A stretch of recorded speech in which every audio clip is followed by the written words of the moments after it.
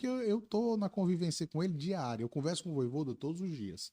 Quando a gente não tá presencialmente, por telefone a gente se fala todos os dias ou então presencialmente. Então, e ele, depois do jogo, ele fala sem nenhum tipo de problema internamente. Eu posso ter errado mesmo. Eu poderia ter colocado sem problema nenhum. E isso faz parte, assim, eu acho que isso compõe ainda mais a grandeza dele como treinador. E eu aprendo muito isso com ele, de que não é vergonha errar. Né? A vergonha é você não reparar no erro e você não mudar a sua postura E errar diante do erro. E novamente. errar Depois do novamente. erro. Aí esse daí é um problema. Mas o erro, ele faz parte do ser humano. E ele é um cara que, poxa, a gente está falando de erro com o Vojvoda, né? O maior treinador da história do clube.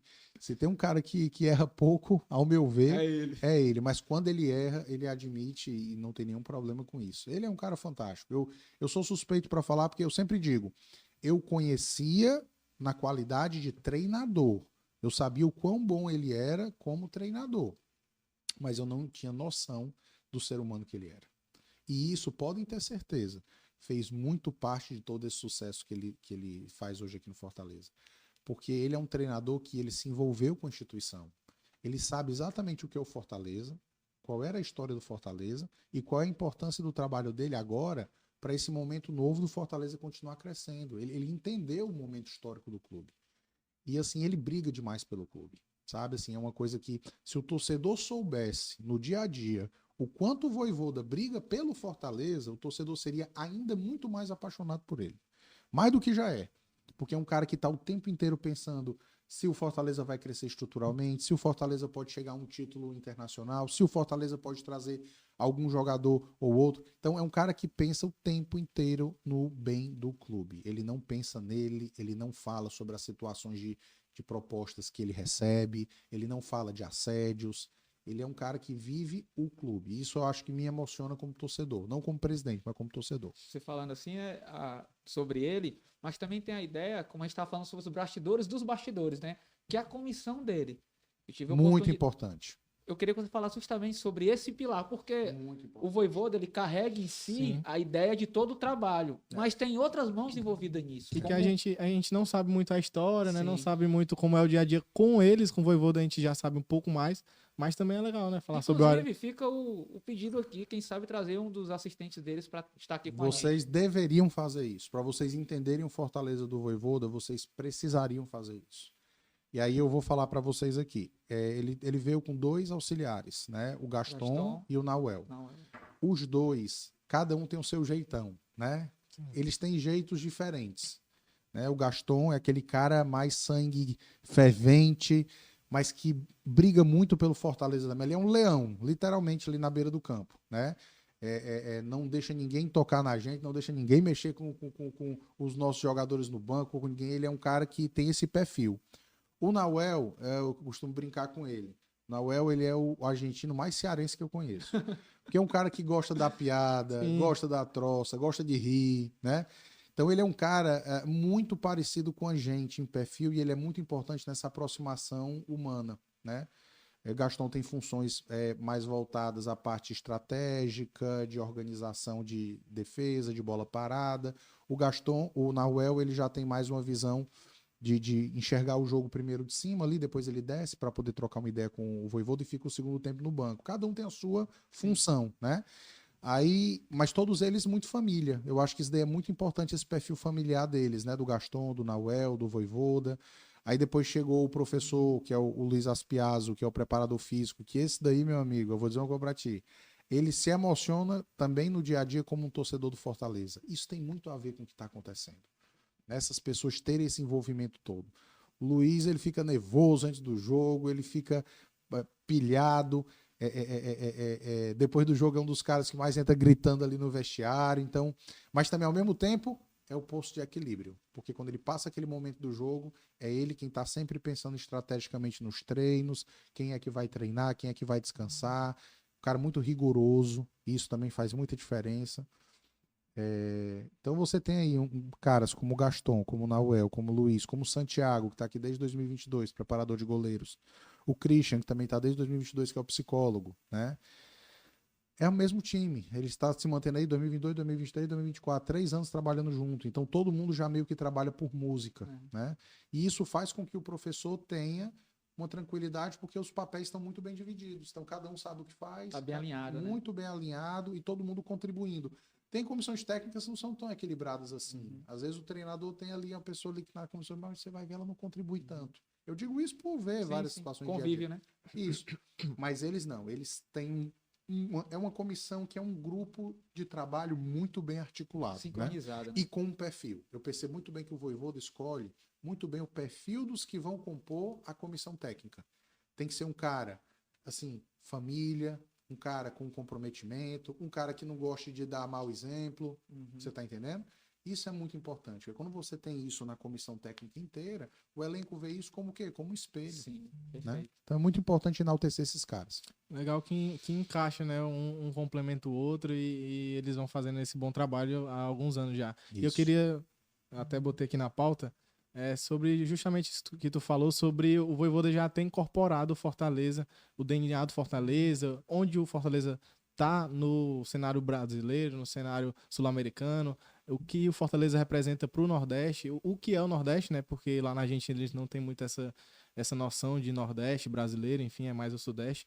E depois que tu responder essa pergunta, aí eu queria que tu contasse justamente a história da chegada dele, né? Alguns já sabem, mas tem a questão do jogo que ele pediu para assistir contra o Pacajus. Tem muitas histórias aí. Muita água. Muita água, literalmente aí. Mas eu vou começar. Você tinha perguntado antes sobre o quê? Essa é a minha primeira pergunta. Sim, aí eu ia perguntar como é que vocês no dia a dia ali ajudaram ele. Ele, claro, ele identificou também por ele, isso, mas né? como é que vocês, como gestores, ajudaram ele a entender o papel do Fortaleza para o futebol brasileiro? A primeira, assim, o papel do Fortaleza para o futebol brasileiro. Primeira coisa, assim, o Vojvoda, ele é um cara que ele é de Cruz Alta, é uma cidade próxima a Córdoba. Na Argentina, não existe esse regionalismo que a gente tem, por exemplo, aqui no Brasil. Mas na Argentina tem o argentino de Buenos Aires e o argentino do resto do país. Existe um pouco essa questão da polarização aí. O Vojvoda, como é um cara que sempre trabalhou em clubes de Córdoba, como o Talleres, a família toda, e ele mora em Rosário, que também é uma cidade distante de Buenos Aires, ele entendia um pouquinho o que era ser assim, eu não sou, Sim. os caras ali são superiores, a gente aqui é inferior, porque essa ideia, mais ou menos, existe na Argentina. Quando ele vem para cá, ele entende muito bem isso, porque aqui é mais ou menos essa coisa, né? Não, Nordeste é segunda escalão, é segunda prateleira, o Sul, Sudeste é que é o grande e tudo mais. Então ele veio aqui entendendo já um pouquinho disso. Legal. E ele é um cara, assim, que defende muito o clube, como eu digo, né? Porque qualquer situação que a gente pensa assim, vamos jogar contra tal time, em tal lugar, ele sempre diz, nós não somos menos que eles. Nós não somos menos do que eles são, né? Nós somos... Dá pra gente disputar, né? E ele tem muito disso, né? Então eu acho que o Vojvoda, ele entendeu muito rápido isso, até pela realidade de vida dele na Argentina, e ele passou a defender o Fortaleza com unhas e dentes, porque como você falou, quando eu fui buscar um treinador na Argentina, eu sugeri o nome, né? Para ele não fazia diferença se ele vinha jogar, ou se ele seria treinador de um time do Sul. Para ele era o que? Era a Liga Brasileira. Tem um time da Série A do Brasil que tá me convidando. Muitas vezes a gente tomou portas na cara quando convidava treinadores do Sul para virem para o Nordeste. Lógico, com educação, dizendo, né? Não, eu não posso porque eu vou fazer uma viagem, eu tenho um curso e tudo mais. A gente sabe como é que funciona, né? Mas a gente sentia que a gente tinha essa dificuldade de trazer aqui para o Nordeste, né? E aí acabou que o mercado sul-americano se tornou uma alternativa, porque para eles dá igual se está no Sul, se está no Nordeste, é a primeira divisão do mais Brasil. barato, né? Sem dúvida. Não, pra gente é uma grande alternativa por isso. O pessoal acha às vezes que a gente tem feito essas incursões no mercado argentino para ter mais jogador com nome bonito aqui. Não, gente, é financeiro. Também. Porque se você vai disputar um jogador desse aqui no Brasil, um jogador brasileiro com Flamengo, Atlético Mineiro, Palmeiras, você não compete financeiramente. Você tem que buscar onde? Onde ninguém tá olhando, né? Onde você tem a condição de disputar financeiramente. E a América do Sul, ela se mostra um grande campo para o Fortaleza poder disputar.